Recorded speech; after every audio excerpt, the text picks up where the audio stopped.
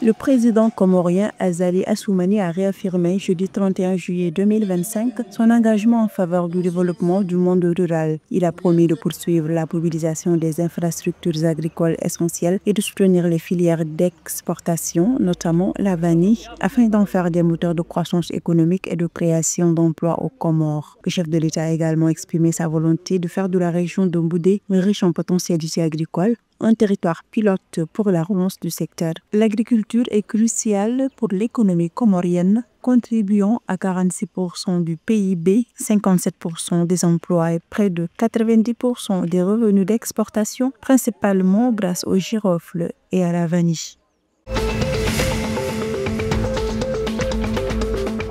La région d'Analamanga, à Madagascar, se dote d'un nouveau guide touristique mettant en valeur 49 parcours pédestres répartis dans 8 districts. L'objectif est de promouvoir les sites emblématiques des Hautes-Terres centrales tout en soutenant le développement durable des communautés locales. Selon la ministre du Tourisme et de l'Artisanat, Viviane Dewa, cette initiative concerne directement 27 communes rurales, 303 Fokontani et environ 110 000 habitants, favorisant à la fois l'économie locale et le contact humain entre visiteurs et population.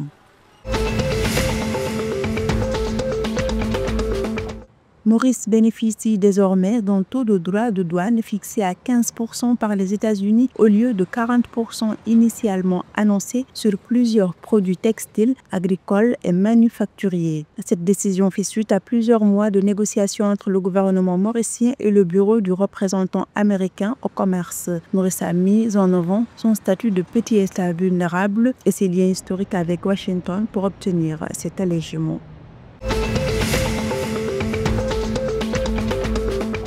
Depuis le 1er août 2025, les prix à la pompe de l'essence, du gasoil et du pétrole lampant connaissent une légère baisse à Madagascar grâce à l'ajustement automatique. Le taux de change joue également un rôle. Une dépréciation de l'arriéré face au dollar, devise de cotation du pétrole, pourrait cependant atténuer l'effet positif d'une baisse du baril. L'essence sans plomb passe de 3320 à 3120 arriéré le litre. Le gasoil, 4900 à 4700 arriéré. Le pétrole lampant, très utilisé en zone rurale, 3320 à 3210 arriéré.